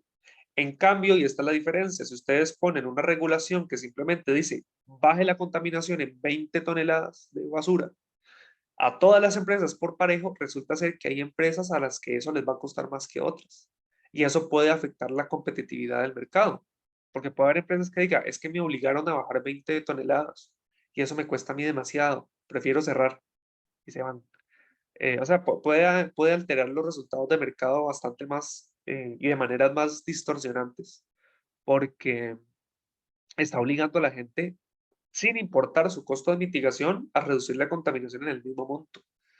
¿Ok? Entonces no va a ser tan eficiente, porque las empresas no van a poder decidir qué tanto pueden reducir la contaminación, sino que de un solo tajazo las cortan. ¿Ok? Entonces, esa es una diferencia importante entre poner un impuesto o una solución de mercado y una solución de control. ¿Ok? Eh, Otras consideraciones que podemos hacer entre impuestos y regulaciones. Los impuestos correctivos, como ya hablamos, incentiva a las empresas a continuar reduciendo la contaminación siempre y cuando que ese costo de mitigación sea menor que el impuesto, ¿verdad? Entonces es como una cuestión de simplemente dar los incentivos y que las empresas decidan. Entonces, puede salir incluso mejor que la regulación en el sentido de que hay empresas que van a reducir la contaminación aún más, justamente porque son más eficientes, porque tienen más posibilidad de reducir la contaminación. Y las que no pueden hacerlo, bueno, está bien, le damos un espacio. ¿Ok? Entonces, no solo son mejores para el ambiente, son mejores para el mercado. ¿Sí? No, no vamos a quebrar empresas a punta de impuestos. La idea no es esa, la idea es que dejen de contaminar. ¿Ok? Incluso si hay una tecnología más limpia, es otra de las razones por la que es mejor, porque digamos, la regulación solo les dice contamine menos, punto, ve a ver cómo hace. En cambio, el impuesto, como es solo un incentivo para que las empresas tomen en cuenta la contaminación, entonces van a pensar en clave cómo hago yo para hacerlo más limpio posible, ¿verdad? Entonces, no solo reduce la contaminación, sino que adoptan mejores tecnologías, tecnologías más limpias, eh, y buscan que su producción sea lo más limpia posible, justamente para evadir el impuesto, ¿verdad? No es por buena gente, pero ahí está el incentivo económico para que lo sean, ¿verdad? En cambio, con la regulación no está el incentivo, simplemente está la obligación de reduzir la contaminación. No es piense la manera de hacer su negocio lo más limpio posible, es redúzcame 20 toneladas, de ahí para adelante, haga lo que usted le dé la gana, ¿verdad? Entonces, no, el incentivo no va a estar instalado. Por eso es que va a ser, vamos a hablar de que normalmente el impuesto puede funcionar mejor que la regulación. ¿Ok? Eh, un ejemplo de este impuesto correctivo es el impuesto a la gasolina. Es decir, yo le pongo un impuesto a la gasolina no solo para generar más ingresos, sino para que la gente, dado que, que consumir automóviles y motos y, digamos, vehículos de transporte genera externalidades negativas como congestión vial, como accidentes y como contaminación al medio ambiente, porque también emiten dióxido de carbono. Entonces yo le pongo un impuesto para corregir. Eso es un ejemplo, ¿verdad? Ahora, y algo con lo que yo estoy trabajando ahora es justamente elasticidades de consumo de gasolina con respecto al precio, un caso para Costa Rica. Y resulta ser que, ahorita, o sea, todavía estamos sacando resultados, pero resulta ser que hay un paper que se había hecho muy interesante en China, donde se había puesto un impuesto como del 1% a la gasolina. Entonces, la pregunta que ustedes se van a hacer en política pública es, yo quiero reducir esto, ¿verdad? Yo quiero reducir, por ejemplo, la congestión vial y la contaminación. ¿Ok? En China es un problema especialmente grave, el de la contaminación, ¿verdad? Porque son ciudades, las ciudades grandes en China son sumamente contaminadas. Entonces, ¿qué me interesa a mí? Saber, si yo le pongo un impuesto a la gasolina, a mí lo que me interesa es que la gente deje de consumir, porque recuerden que la demanda es muy inelástica. Entonces, a mí de nada me sirve poner un impuesto a la gasolina, o sea, para esto, ¿verdad? Obviamente voy a recaudar más plata, pero de nada me sirve a mí en términos de contaminación poner un impuesto a la gasolina si la gente va a seguir consumiendo la misma gasolina, ¿verdad? Eso ya lo habíamos visto. O sea que como es muy inelástica la demanda, entonces ustedes le ponen el impuesto y al mayor precio la gente sigue consumiendo básicamente lo mismo, con lo cual la contaminación es la misma, los accidentes son los mismos y la congestión vial empeora. ¿Ok? Entonces, el estudio lo que hacía era ver eso, o sea, la elasticidad, si efectivamente el impuesto la reducía. Y sí, o sea, reduce un poco el consumo, pero lo que pasa es que si ustedes incluyen en el estudio el ingreso, resulta ser que sí, la gente en promedio con el mayor precio consume menos, pero ese efecto se ve borrado o se ve sobrepasado por el hecho de que el ingreso de las personas en China crece mucho más rápido de lo que uno les pueda cobrar, digamos, en ese impuesto. Entonces, sí, está bien, subió el precio y vas a consumir menos por el impuesto, pero tu ingreso, como el PIB de Costa Rica, el PIB de China crece a un promedio de 8-10% anual, bueno, el ingreso sube mucho más rápido. Entonces, si pones un impuesto de 1%, es más cara la gasolina y en promedio la gente debería comprar menos, pero el ingreso de la gente está aumentando un 10% anual. Entonces, necesitas un impuesto y la estimación del paper lo que decía era, necesitaría el gobierno poner un impuesto políticamente inviable de un 27 o 30% al consumo de gasolina, porque si no la gente simplemente va a seguir consumiendo más, porque es que el ingreso crece a las velocidades increíbles en Chile. Entonces sí, está bien, subís el precio, la gente consume menos, pero como el ingreso de la gente crece tan rápido, entonces el efecto se ve completamente borrado. Y es, como dije ahorita, es políticamente inviable poner un impuesto del 30%. O sea, no te lo van a aprobar.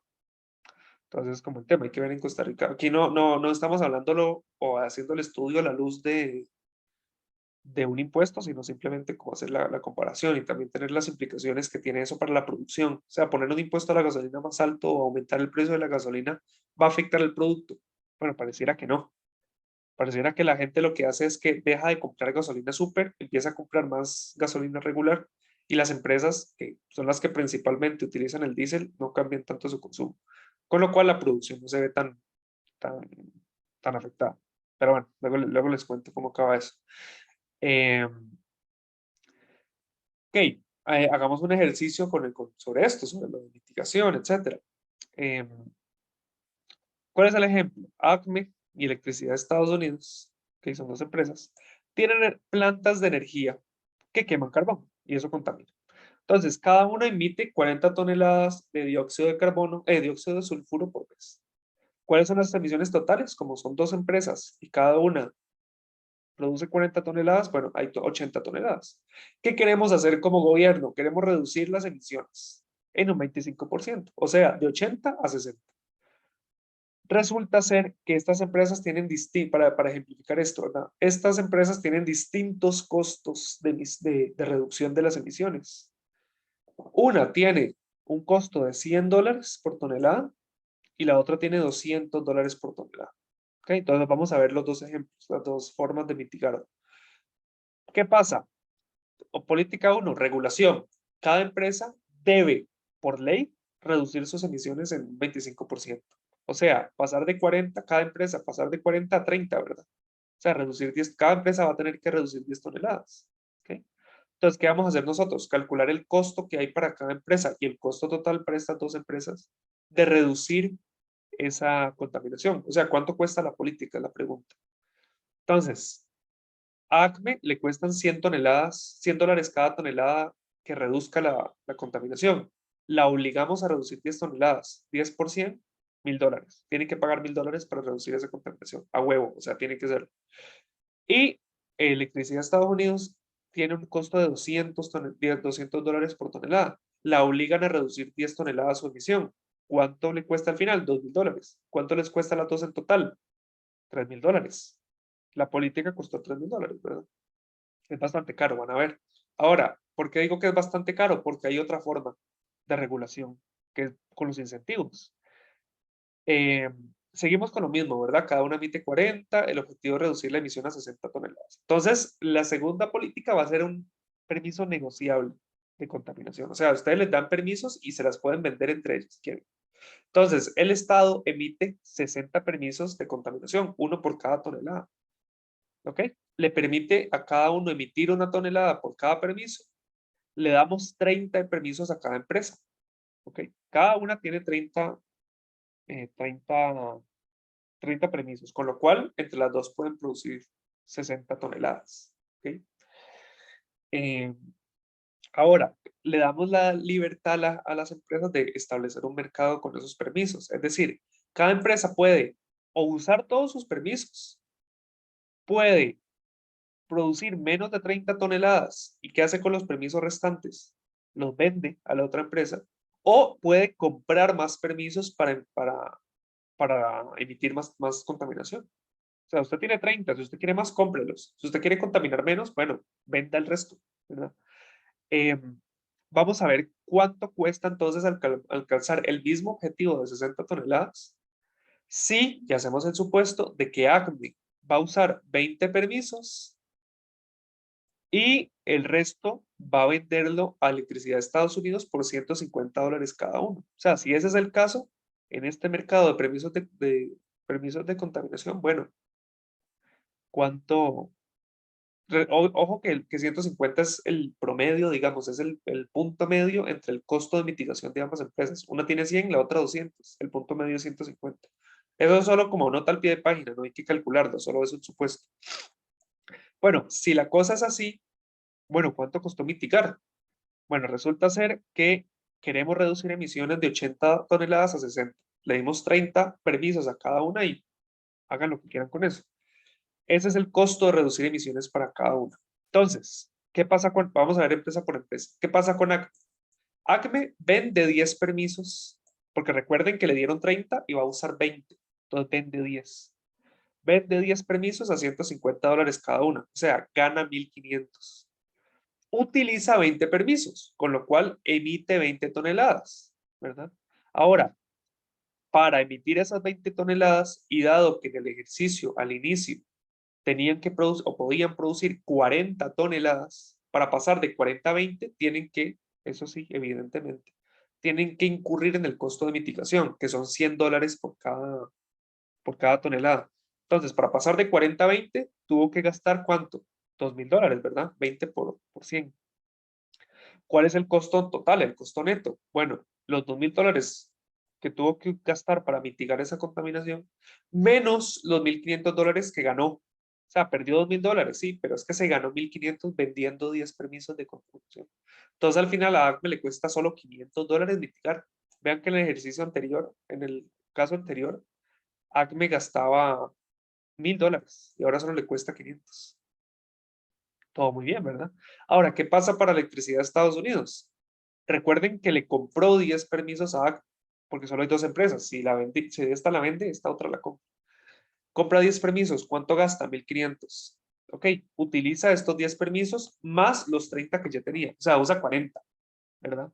Con lo cual, antes producía 40 toneladas y ahora sigue produciendo 40, ¿verdad? Tiene permiso para las 40. Entonces no tiene que gastar nada en mitigación.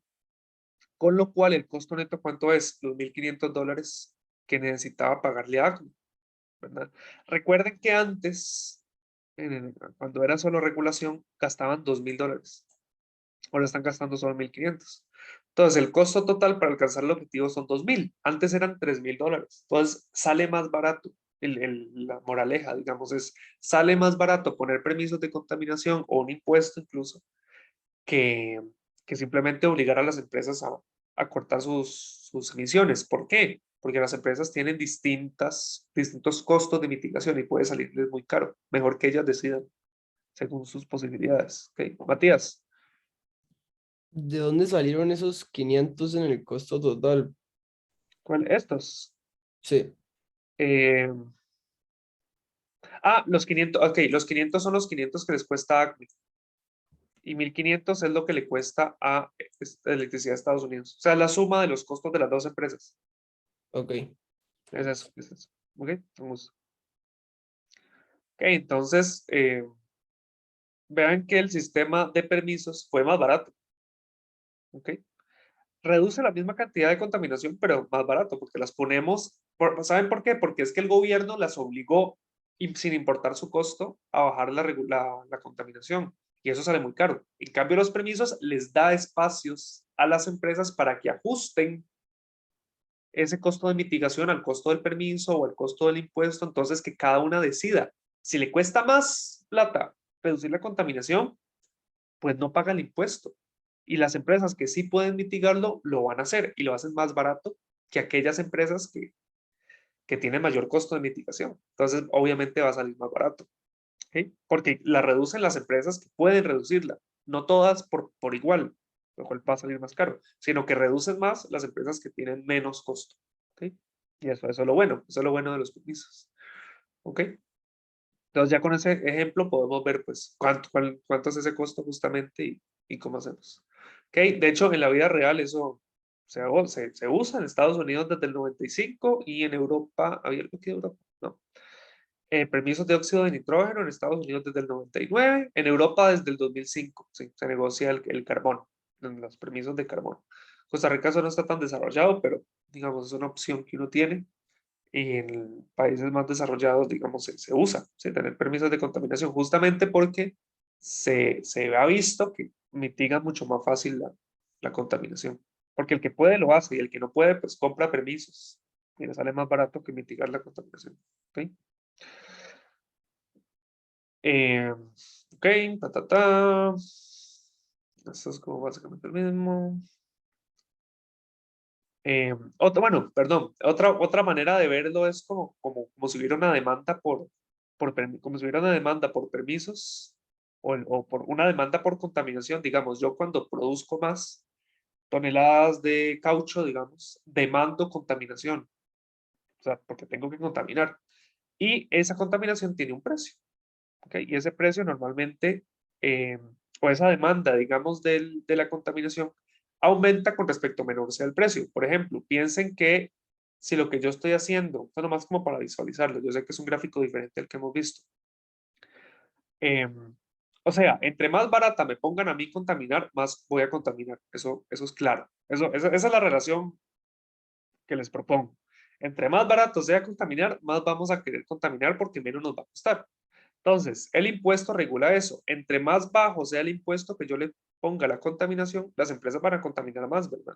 Porque, digamos, van a demandar más contaminación porque el precio de contaminar va a ser más bajo y van a querer producir más y maximizar la ganancia, etc. ¿Sí?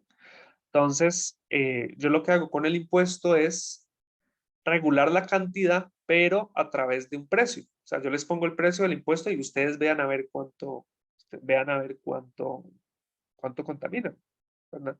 Entonces, a un precio X, a un impuesto X por cada tonelada de caucho, las empresas van a decir, bueno, ¿cuánto me cuesta a mí mitigar la contaminación? ¿Cuánto me cuesta a mí contaminar? ¿Cuánto me afecta a mí dejar de producir esas toneladas? Y va a haber un equilibrio de contaminación. Otra manera de hacerlo, y eso solo para ver estas dos formas de arreglar la situación de manera gráfica. ¿Qué pasa con los permisos de contaminación? No es que el gobierno diciendo, si quiere contaminar está bien, pero hágalo a este precio, sino que el gobierno dice, emito 60 permisos de contaminación, repártanselos como quieran, pero al final del día, necesariamente la cantidad de contaminación que haya tiene que ser de 60 toneladas, no puede ser más, no puede ser menos. Entonces, una regulando vía precio, ¿verdad? Contamine lo que quiera, pero a este precio y las empresas deciden, las empresas, la diferencia, las empresas deciden mitigar 60.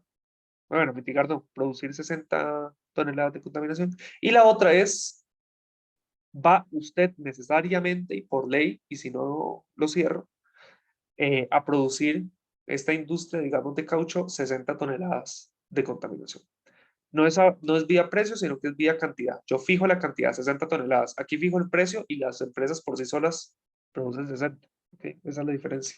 Y así lo podemos ver gráficamente. ¿Okay? Ahora, esas son las soluciones públicas. ¿Sí? Las soluciones basadas en el mercado, las soluciones, perdón, todas estas basadas en el mercado y esta también, estas dos. Y la otra es la regulación. Simplemente usted va a producir 60, o sea, usted como empresa, no como industria, sino usted como empresa, va a tener que mitigar esos 30, cuéstele lo que le cueste. ¿Okay? En los permisos de contaminación a nivel de industria es parecido. O sea, ustedes van a producir 60, cuéstele los que le cueste. Pero les doy estos permisos para que haya un mercado. Esa es la diferencia. Que aquí, en los permisos de contaminación, sí, ustedes tienen que producir 60 toneladas de contaminación y eso es lo máximo, cuéstele lo que le cueste, pero le damos permisos para que ustedes se lo roten entre ustedes, según el costo que cada empresa tenga de mitigar. ¿Sí? No es solo cada empresa va a producir 10 toneladas y se acabó. Y el que me contradice lo cierro. No, les doy permisos y ustedes se los pueden rotar. Hay un mercado, ¿sí? Hay un mercado de permisos. Esa es la diferencia. Entonces, tenemos estas soluciones de mercado y por otro lado tenemos las soluciones de regulación. ¿Okay? ¿Alguna duda hasta acá? Para pasar al último tema que sería las soluciones privadas. Sí, una solución es la del Estado y la otra solución es la privada. No sé si alguien tenga alguna duda hasta acá. Déjenme tomar un poquito de agua.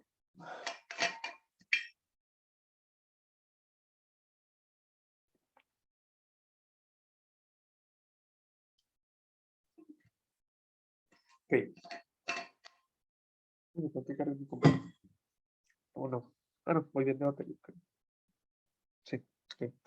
Ahorita la conecto. Entonces vamos bien. ¿Qué pasa entonces con las soluciones privadas? Okay, aquí vamos a traer a colación el teorema de Coase. Coase fue un economista que, de hecho, es muy reconocido en parte porque ganó Nobel de Economía gracias a esta teoría y ganó el Nobel gracias a un paper sobre el tema que es bastante extrañamente el único de esos que ganó el Nobel que es un paper que no tiene una sola fórmula matemática. O sea, él no hizo un teorema, o sea, sí, basado en matemática, pero no tiene ninguna ecuación. Es pura prosa. Entonces, es muy interesante porque ganó el Nobel para hablar de esas soluciones privadas y las condiciones bajo las cuales se pueden dar sin entrar en ecuaciones matemáticas. Pero bueno, se llama Ronald Coase. ganó el Nobel y hablaba de que si las partes, por ejemplo, la empresa y los pescadores pueden negociar bajo ciertas circunstancias que ahorita hablamos, entonces van a poder negociar el problema de las externalidades. En particular, hay dos que les puedo decir de una vez, que les quiero decir de una vez. La primera condición para que la empresa, la fábrica y los pescadores se puedan poner de acuerdo es que haya, y eso es muy importante, haya derechos de propiedad bien establecidos. O sea, que los pescadores tengan derecho a un río limpio o que la empresa tenga derecho a contaminar. O sea, tiene que haber algún derecho de propiedad sobre esos peces y sobre esos ríos. ¿Ok? O hace más fácil las cosas que haya derechos de propiedad. Por ejemplo, no sé, eh, un mecánico hace mucho ruido arreglando los carros y al lado hay un médico que necesita silencio para escuchar los latidos del corazón de los pacientes, por ejemplo. Una manera con la cual estas dos personas se pueden poner de acuerdo sobre el silencio y sobre el ruido es que haya derechos de propiedad sobre el ruido. Como o el médico tiene derecho al silencio o el mecánico tiene derecho a hacer ruido. O sea, que si hay derechos de propiedad bien establecidos sobre la cosa que se está contaminando, sobre la acción, sobre el efecto negativo, va a ser mucho más fácil. ¿Sí? Eh, sí, en el caso de los o en el caso de, no sé, como contaminan el río, entonces huele muy feo y la gente no puede dormir. Bueno, si el Estado tiene algún derecho de que, no sé, es un derecho humano poder dormir bien, todos los pobladores pueden decir, vean, tenemos un derecho humano a dormir bien y ustedes no pueden simplemente pasar eso por encima. Hay un derecho de propiedad muy bien definido. Y si ustedes no lo cumplen, bueno, tenemos al Estado, tenemos a la policía, podemos venir y podemos ponerles problemas y hacer que el Ministerio de Salud los cierre. Entonces, o sea, los derechos de propiedad dan un muy buen punto de partida sobre la negociación y sobre quién va a tener que pagar esa mitigación. ¿Sí? Y la segunda condición es que haya costos de negociación bajos. O sea, eh, ¿cuál es un ejemplo? Voy a explicarlo con un contraejemplo. ¿Qué pasa si no es solo la empresa y los pescadores, sino que hay como 8 partes involucradas? O sea, hay 7 empresas diferentes que están contaminando de formas diferentes y que se que chocan entre sí por esa contaminación y tienen que ponerse de acuerdo entre ellas y tienen que ponerse de acuerdo con 4 pueblos distintos de pescadores en una sola mesa de negociación. Bueno, eso es un costo de negociación muy alto, porque hay que hacer muchas reuniones, hay que poner de acuerdo a mucha gente o no sé, como que pasa, no sé, que uno vive en un edificio de apartamentos y hay que ponerse de acuerdo entre sí, pagar más de mensualidad del edificio para construir un ascensor, por ejemplo. Bueno, resulta ser que esta gente, como es mucha, va a tener costos de negociación muy altos, porque es mucha gente. Entonces hay que poner de acuerdo a mucha gente para hacer el bendito ascensor y ahí va a haber muchos puntos de vista distintos. Y va a haber mucha gente que va a decir que sí, va a haber mucha gente que va a decir que no. Entonces poner de acuerdo a tanta gente es muy difícil.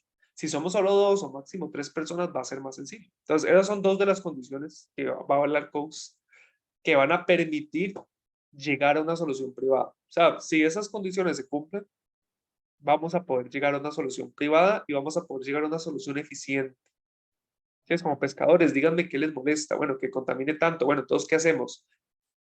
Bueno, páguenos por cada pez que mata, ok, o lo que sea, ¿verdad? Porque si tienen los derechos de propiedad sobre el río, o sobre la contaminación, o sobre los peces, o sobre sus horas de sueño bien definidas, van a poder pedir compensación acorde a eso mucho más fácil. ¿Ok? Entonces, vamos a ilustrar este problema de las externalidades y la solución privada con un ejemplo. Resulta ser que Pedro tiene un perro que se llama Copito. ¿Okay? ¿Cuál es la externalidad negativa? Resulta ser que Copito ladra mucho y perturba a María y María tiene que trabajar y le cuesta hacer todo lo que tiene que hacer porque Copito pasa ladrando todo el bendito día. Entonces, ¿cuál es el resultado socialmente eficiente? Bueno, es el que maximiza el bienestar de Pedro más el de María. Eso vamos a hablar de que ese es el resultado eficiente, el que maximiza el bienestar. ¿Okay? ¿Okay? Entonces, el mercado privado va a llegar por sí mismo el resultado eficiente si se cumplen esas condiciones. ¿Ok? Entonces, primer caso. Resulta ser que Pedro tiene derecho a mantener Copito. ¿Ok? Ahora, para Pedro, tener a Copito le da una felicidad y una alegría que él podría valorar en $500.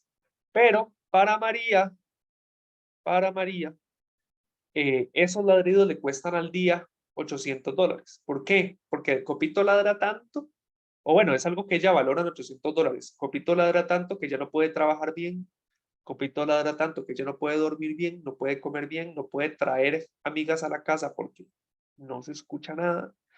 Y ella valora ese daño en $800, ¿verdad? ¿Cuál es el resultado socialmente eficiente? Volvemos a la premisa fundamental. El resultado socialmente eficiente es el que maximiza el bienestar de los dos. O sea, si está Copito, Pedro gana 500. Pero si está Copito, María pierde 800. Entonces, pierde más María que lo que gana Pedro con Copito. Si no estuviera Copito, Pedro no tiene esos 500, pero María no tendría ese costo de 800. Entonces, María estaría mejor. O sea, a María le afecta más tener a Copito de lo que le ayuda a Pedro tener a Copito. Entonces, el resultado socialmente eficiente es que no esté Copito. O sea, no puede estar Copito porque no, eso no es lo eficiente. A María le hace demasiado problema tenerlo ahí. Ahora, el derecho de propiedad está bien definido. Pedro tiene derecho a tener a Copito porque es suyo, porque él es el dueño de Copito. Entonces, ¿cuál es el resultado privado? ¿O cuál es un resultado privado posible? El eficiente. María, como le cuesta tanto, $800, ella valora en $800 ese daño, entonces dice, ¿sabe qué, Pedro? Yo estoy dispuesto a usted a pagarle $600, que ojo, es más que lo que a él le beneficia tener a Copito.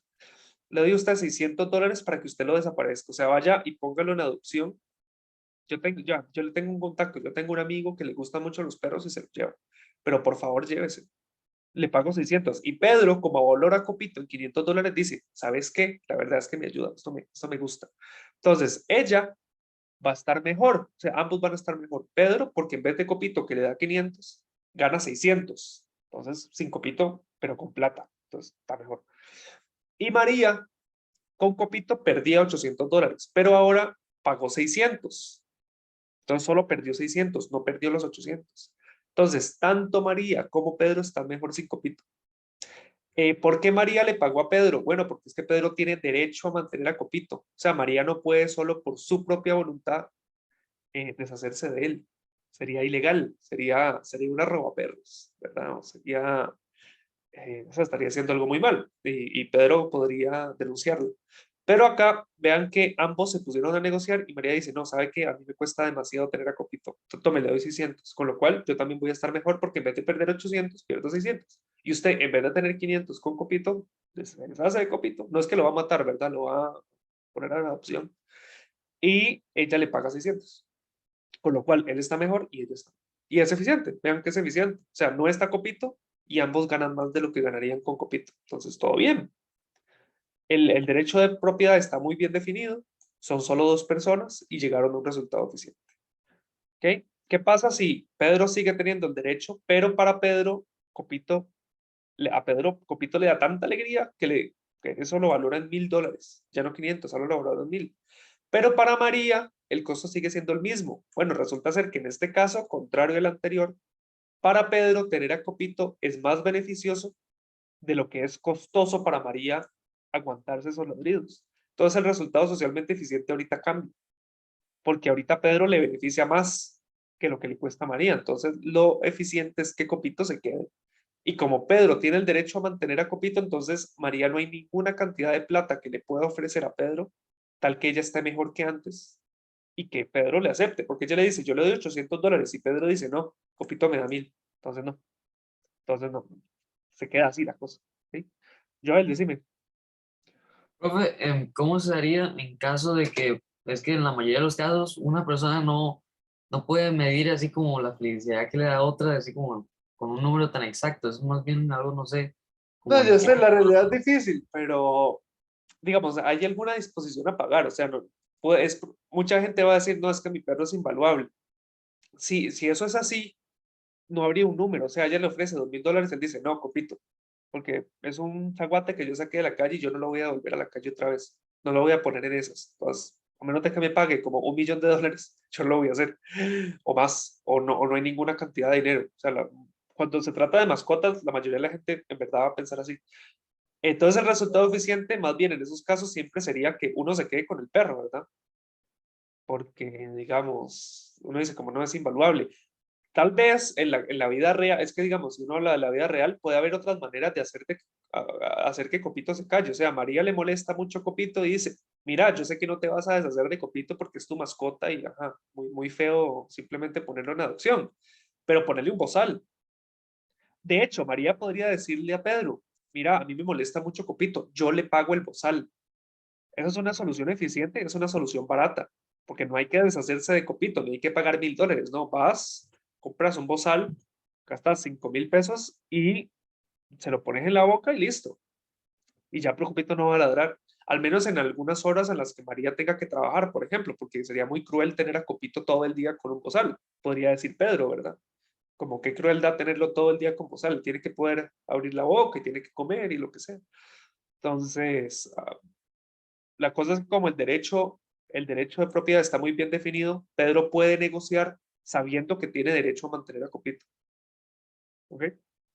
Y en este caso, por ejemplo, que es lo que en la mayoría de los casos va a pasar, el beneficio para alguien que tiene un perro va a ser más alto que el costo para la otra persona de escuchar ladridos. O sea, la gente no es como que tan fácil, es como, $500, deme y yo vendo mi perro. No, no va a ser así. Entonces se van a quedar con el perro, pero la otra persona va a tener que buscar la manera de hacer que ladre menos o de pagar, como el derecho de propiedad está sobre Pedro, entonces María tiene que ver qué hace. O le paga, o le compra el bozal, o pone un vidrio, o cambia el vidrio de su cuarto donde trabaja para que no pase el sonido, que es caro, pero si tanto no le molesta. O hace que Pedro mueva Copito del patio, que es donde más le molesta a ella. O no sé, si es un apartamento y los dos están muy cerca, llegan a un acuerdo para que Pedro saque a pasar a Copito más y pase menos tiempo en el apartamento, no sé, digamos, hay muchas soluciones privadas. Lo que les quiero decir acá es que si uno pudiera, y este es un supuesto muy fuerte, si uno pudiera estimar exactamente la valoración que tiene la gente por las cosas y por los costos que hay, bueno, podemos, digamos, definir qué es lo socialmente eficiente y también podemos definir qué se puede hacer. Y como hay derechos de propiedad bien definidos y como solo son dos personas y pueden negociar, va a haber algún resultado eficiente. O sea, siempre hay algo que se va a poder hacer. ¿Ok? Eso es lo que dijo Coase. Siempre hay algo que se puede hacer. ¿Ok? Ahora, que por ejemplo, ¿qué pasa si por el contrario María tiene derecho al silencio? O sea, María puede decir, deshágase de Copito. O sea, tiene el derecho de decirle usted deshágase de él y Pedro, quiera o no, lo tiene que hacer. Aquí el derecho a propiedad es distinto. O sea, hay un derecho a la paz. Usted tiene que ver qué hace con Copito, pero yo tengo derecho a estar en silencio. Yo tengo derecho a que usted le ponga el bozal, a que usted pague por ponerle el bozal. Yo tengo derecho a que usted se deshaga de él si es necesario.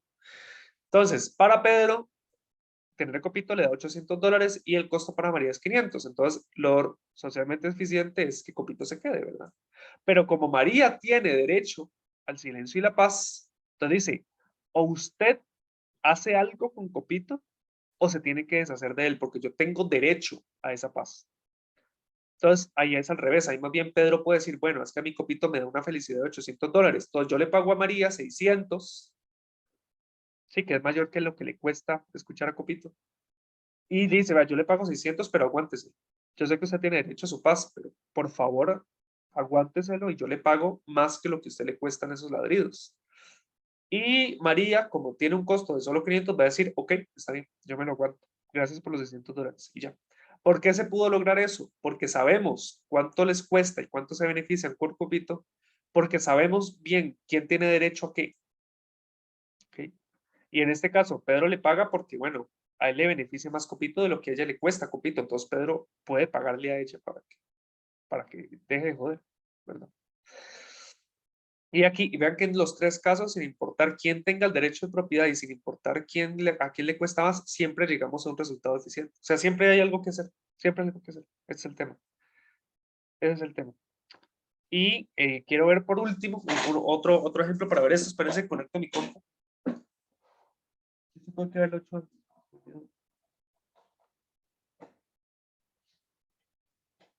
Ya, voy. Último ejemplo. Resulta ser que hablando de contaminación, resulta ser que hay 1000 residentes en Valle Verde y entre todos valoramos nadar en un lago en $100,000. Esa es la valoración que tiene este pueblo, digamos, por nadar. en ese lago limpio. Hay una fábrica que contamina el lago azul y tendría que pagar $50,000 para mitigar su contaminación, para no contaminar el río. ¿Okay? Entonces, ¿cuál es la solución privada? Según el teorema de Coase, ¿cuál es el resultado eficiente? Bueno, el resultado eficiente, como la gente valora más el agua limpia de lo que la fábrica le cuesta reducir esa contaminación, lo eficiente sería que la gente pueda nadar libremente, ¿verdad? Algo tiene que poderse hacer. Ahora, ¿por qué esta solución podría no darse en el mundo real? Y aquí es donde vengo con las condiciones. ¿Qué pasa si hay costos de transacción muy grandes o costos de negociación muy grandes? ¿Sí?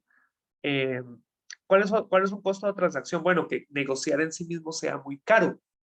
¿Okay? No solo que hay muchas partes, sino que hay un costo muy grande de ejecutar los acuerdos. O sea, si es muy caro y es más de lo que la gente lo valora, pues no se va a poder. O sea, si deshacerse de Copito vale más que lo que le cuesta a María tener silencio, digamos, eso no va a ser eficiente. Probablemente Pedro ni siquiera quiera deshacerse del Copito porque va a ser muy caro y no va a haber nada que María le pueda pagar a Pedro para que se deshaga de Copito. O sea, simplemente el costo es muy alto. ¿Ok? Otra forma, una cuestión de negociación, también es costo de negociación, es que alguien sea muy necio o muy férreo en sus posiciones y diga, no, es que yo no me voy a deshacer de Copito. Y María le dice, pero es que yo le estoy pagando más de lo que usted lo valora. Y él dice, no, porque es que es un perro de la calle, yo no voy a hacer eso, yo no voy a hacer eso, yo no voy a hacer eso, yo no voy a hacer eso. Puede que la solución eficiente sea que él vaya y ponga en adopción a Copito y que reciba la plata en términos económicos. Yo sé que suena terrible, pero como Pedro es una persona normal y Pedro dice, no, mira, es que es mi perro, yo no voy a deshacerme de él porque sí. Entonces no se va a llegar a la solución eficiente. La solución eficiente es, Pedro, tome la plata, deshágase de él, sea feliz. Pero no lo va a hacer. Él no lo va a hacer. Eso es un tema de costo de negociación también. O sea, mi posición es tan férrea que no voy a llegar a esa solución eficiente porque no pienso ni siquiera en la posibilidad de hacer eso. O el problema de coordinación, que es el que yo les había dicho, digamos que no podemos coordinarnos para llegar a un acuerdo porque somos tantas personas, que es muy difícil. Y además, entre tantas personas puede haber varias que tengan posiciones férreas, entonces no llegamos a ningún acuerdo. Los acuerdos son difíciles cuando hay mucha gente, por eso también. Hay ciertas leyes en la Asamblea Legislativa que es muy difícil aprobar porque hay muchas posiciones distintas y muchos partidos distintos y tal. Razón por la cual Rodrigo Chávez va a tener seguramente un gobierno muy difícil, es porque tiene muy pocos diputados, es la bancada con menos diputados en la historia, y va a tener que llegar a muchos acuerdos con mucha gente que no piensa como él, ¿verdad? Entonces, eso es como el tema de, aunque la solución sea eficiente, no siempre podemos llegar, porque llegar a acuerdos por varios lados es bastante distinto, ¿verdad? Y acá, pues nada, puede ser que si esto pasa, pues no se llegue a la solución eficiente, pero si sí se cumplen las condiciones de Coase y si hay derechos de propiedad, por ejemplo, que los residentes de Valle Verde tengan derecho a nadar en agua limpia, bueno, podemos hacer que el Agua Azul pague por esa mitigación y obligarlo a que pague por esa mitigación. O si el Agua Azul tiene el derecho de propiedad sobre el agua, bueno, los residentes pueden pagarle a Agua Azul los $50,000 de la mitigación y siguen ganando $50,000 de nadar, digamos, en el agua limpia, ¿verdad? O sea, o le paga, depende de quién tenga los derechos de propiedad, pues uno le paga al otro o uno obliga al otro a hacer las cosas, digamos. Los derechos de propiedad, como les dije, en una negociación sientan muy bien las bases de quién tiene que hacer qué, ¿verdad? Es como, no, es que a usted le toca poner la valla. No, a usted le toca, no, a usted, no, usted, bueno, ¿quién tiene derecho a propiedad sobre ese espacio? ¿Verdad? Ah, bueno, es que yo tengo el derecho de propiedad, yo tengo derecho al silencio, yo tengo derecho al agua limpia, yo tengo derecho a, usted ve a ver qué hace, porque yo tengo derecho, ¿ok? Y eso sería. Ok, entonces, aquí has acabado la clase, voy a